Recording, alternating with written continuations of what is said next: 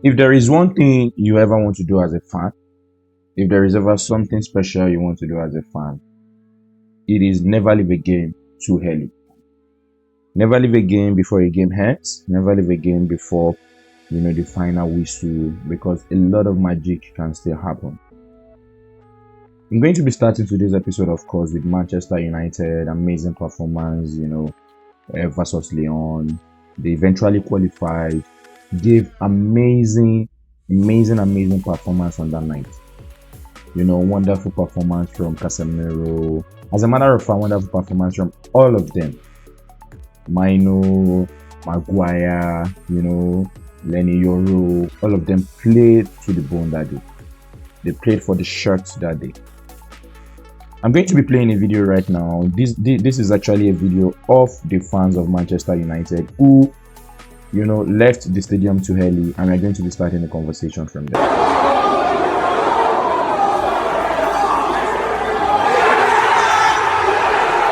So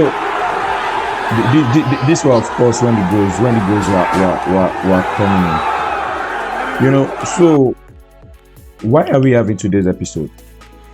We are having today's episode because the celebration police are out.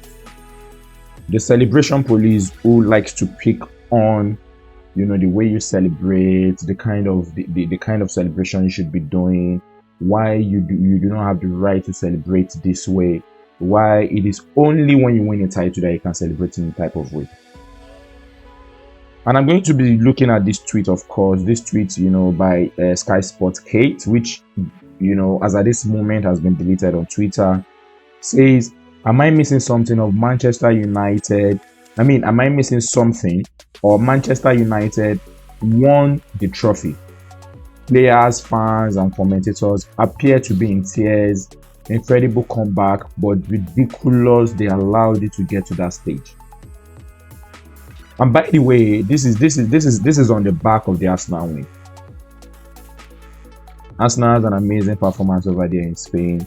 The Santiago Bernabeu, the place you can't come to and disgrace Real Madrid. Arsenal went there, disgraced Real Madrid. The Romantado or something like that. Real Madrid are supposed to do. They couldn't do any of that. They could not do any of that. As a matter of fact, before the match, Arsenal had no chance at all. If you had to go by the several things that were on social media, the criticism against Arsenal, the fact that Real Madrid is the biggest club in the world, amongst many of these things. According to various Madrid sources, one of the tweets that we saw, of course, before the match was Rodrigo's father was at the Santiago Bernabeu at 3:43 a.m. sharing a pic on IG with the quote, "The power of praying." Rodrigo's father could be very much in maybe in his 60s or something like that. Having time to go out on the Bernabeu in the middle of the stadium, 3:43 a.m. to want to post a picture on IG, try to do the Romantano or something. Forgive me, I don't really know the term very well. Then there is another one here that says this will be the greatest Real Madrid boss reception the club has put in place. Simply because of the fact that, of course, they want to play Arsenal. Arsenal in the first leg destroyed Real Madrid by winning by 3-0 at the Emirates Stadium. So, on the back of all of this, we have the celebration police who will tell you how you are supposed to celebrate. And I personally do not see the reason why Manchester United fans are not allowed to celebrate the victory that they have. I don't know why Arsenal fans are being told that you have to win, the trophy already before you can celebrate the win you currently have. How did we get to this point as football fans? How did we get to this point? And the irony of these things is, personally, I think this is normal amongst football fans. I think football fans have the right to criticize themselves. I think, me as an Arsenal fan, for example, I can criticize the Manchester United fan. But pundits are not allowed to do that, because pundits are allowed to actually balance the whole game out, to actually make the game look more interesting, look more receptive, look more welcoming. But when Arsenal win against Real Madrid, it becomes a problem. It becomes, let us wait, are you going to win the title? When Manchester United eventually do something no one has done before, scoring 2 goals in the 100th minute in an European competition, it also becomes a big problem that did they win a trophy? So is it until you win a trophy that you're allowed to celebrate? Arsenal winning against Manchester City 5-1, but because they did not win the match, they are not going to be winning the EPL this season. That win did not matter. But if it was Manchester City that won, for example, it would have mattered. Mikel Arteta would have been out. He doesn't know what he's doing. What is he doing with Merino? All this sensationalization. So I saw an episode, of course, on Talk Sport, and I'm going to be playing that episode. So please have a listen, guys. I really want to talk about something here. Yeah, unbelievable night for Arsenal Football Club. They're through to the semi-final to play PSG. Jates have come up against a really, really good side this season. Real Madrid have been bang average, but I tell you what, PSG next one is a big one. Yes, it is, and they've made what has. PSG next one is a big one. Madrid is no longer a big one. Madrid was supposed to stop Arsenal. Remember? Madrid was supposed to be the hand of Arsenal. Madrid was supposed to disgrace Arsenal. But right now, Arsenal has won Madrid disgracefully 5-1 over 2 legs. PSG now is the big one. By the way, Arsenal has won over PSG 2-0 in the group stage. Comfortable win for Arsenal. Could have been more goals. But of course, 2 goals. Arsenal got the 3 points, in the European competition, 3 points, which made a lot of sense. But now they need to play. Of course, they need to go over PSG again to prove a point. So the point they proved at Bernabeu, where everybody said they could not even win. Arsenal cannot survive 15 minutes. Arsenal ended up winning that match by 2-1. By the way, the 1 goal they scored was even a mistake from Saliba. So these are the things I keep talking about. These guys that keep sensationalizing these things, making it look like the effort these guys put into, winning these matches did not matter until they win the competition. If that is the case, that means every good team that has been in the Champions League this season also do not matter. Liverpool do not matter. Nobody mattered. They're European royalty, right? Most times. Yeah. Talking about Real Madrid, the holders. This is no mean feat. They made them look stupid. 3-0 at home, 2-1 away. But here's the thing, Gooners. You don't win it from here, this will be a season of regrets. It'll be a season that promised so much and delivers so little. What you don't want to hear from me and him is saying, yeah, but you beat Real Madrid 3-0 at home, those 2 Declan Rice penalties. How brilliant were we? Oh, yeah, Saka scoring a goal. Yeah, we beat. No. Why don't you allow Arsenal celebrate the win it currently has? Why don't you allow Arsenal, Manchester United fans, celebrate the win they currently have? Talk about the PSG match after the match has ended. Stop proposing what would happen.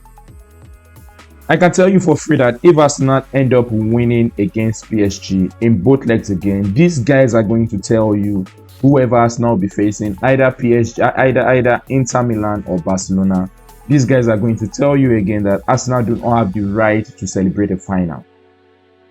By the way, Arsenal have not won, agreed, but they will tell you Arsenal do not have the right to celebrate a final. Getting into the final is nothing until you win it. When Arsenal win the title again, the goalpost shifts from how many has Arsenal won.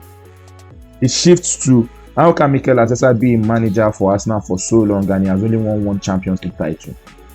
It will no longer matter that Mikel Arteta won the Champions League title without a striker or a recognizable striker, using a makeshift striker in Merino to do amazing damage to Real Madrid, to do amazing damage to all of these guys. So how exactly did we get here? How did we get to this bias that these pundits who are actually supposed to be very, very critical, to be very, very on point with what they say, are speaking from their fanery side? There's only one thing that matters from this moment now. You got to bring that big-eared baby back to London. Only one club's done it in London. It's Chelsea. You've got to now go and prove.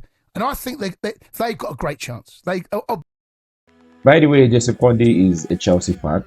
Agreed, is a Chelsea fan. He simply had to rub it in Arsenal fans' face that the only club that has done it is Chelsea.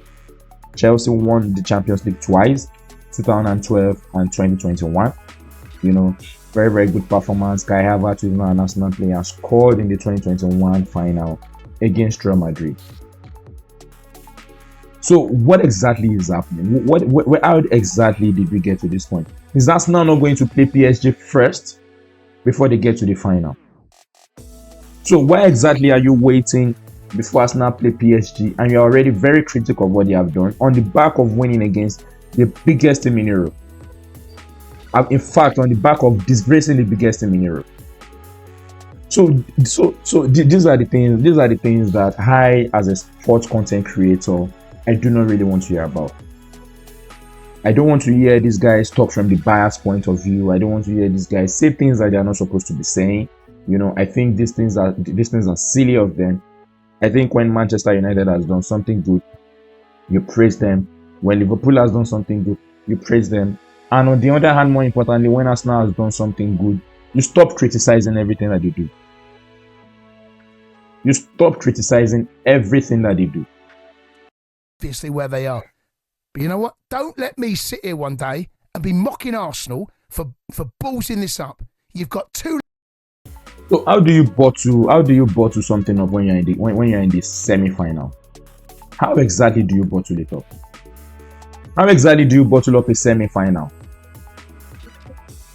So Arsenal want to bottle it up, but Real Madrid did not bottle it up. Arsenal want to bottle it up. PSG would not bottle it up. Or in the Inter-Barcelona game, whoever goes off in that match, say for example maybe Inter Milan, because I really want Inter Milan out of the competition. They are the only team that play a low block football in the Champions League and is going to give Arsenal a very big problem. So if Inter Milan goes off, that means Inter Milan has bottled the Champions League at the semi-final stage.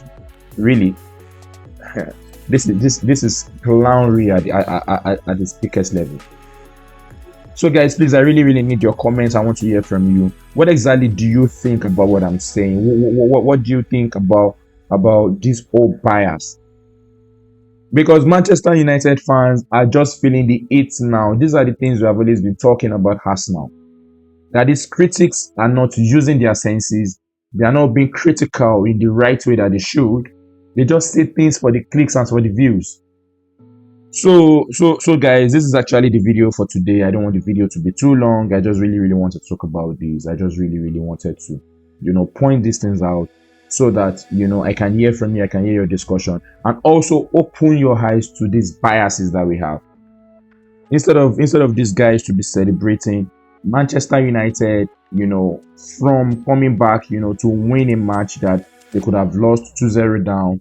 They won the match at the end of the day. They did not even go to penalties. 2 goals in the 100th minute, which is the first ever in the European competition. Arsenal beating Real Madrid home and away, disgracefully, by the way. And these British media are not even talking about this feat. Rather, they are being critical of these things.